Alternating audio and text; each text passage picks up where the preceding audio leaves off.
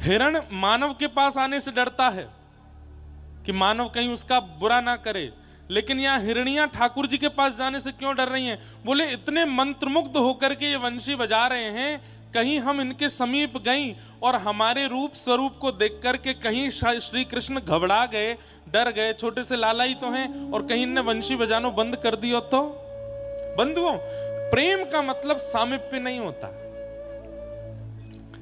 प्रेम का मतलब यही नहीं होता कि हमारा प्रेमी जो है हम उसके पास ही जावें, उसके संग ही रहें, उसके बगल में ही ठाड़े हो में।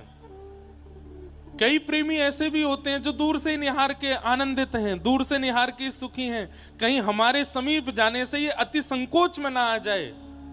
संकोच का विचार भी प्रेम का स्वरूप होता है। कई लोग संकोच का विचार नहीं करते। मैं कुटिया ते आने करके आऊं, कम से कम 2-2.5 किलो रज मेरे भीतर चली जाए। आज तो एक ने मेरे बाल ही खींच लिए, बोले चल भी खिंचा के जाओ। कैसा प्रेम है।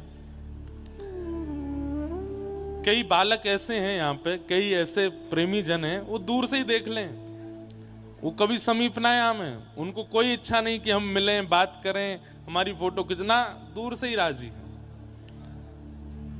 श्री हनुमंत लाल जी जब राघव जी बैठते तो बंदरन में होड़ लगती, आगे कौन बैठेगा? आप लोग अपने लिए ऊपर मत लियो या बात है, आगे बारे आगे कौन बैठेगा? एक दूसरे पर लपक करके ऊपर उछल करके सबरे बंदर आए के बैठ जामे। लेकिन राघव जी जब आकर के अपने स्थान पर बैठते हैं, जब लंका की योजनाएं बनती थी, मीटिंग होती थी, कैसे युद्ध करना है, तो राम जी आते ही देखते सब आगे बैठे हैं, कोई यहां बैठो, कोई ऐसी जगह बैठो मैं जरूर दिख जाऊं, कोई ऐसी जगह लटको भयो कि मुंह पे दृष्टि राम जी की पड़ जाए। पर राम जी आती एक दृष्टि घुमा के पूछते हनुमान कहां है? सबसे पीछे खड़ो, बोले बुलाओ, आगे बुलाओ।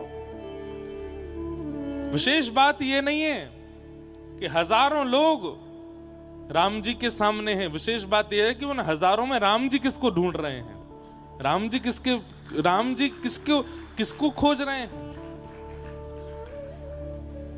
वो हिरणियां अपने कृष्णसार नाम के पति से जाके कहती हैं, मतलब हिरण ही कृष्णसार है। वैसे इसका एक भाव, एक टीका में एक आचार्य चरण कहते हैं कि पति वही श्रेष्ठ, पत्नी वही श्रेष्ठ जो कृष्णसार हो।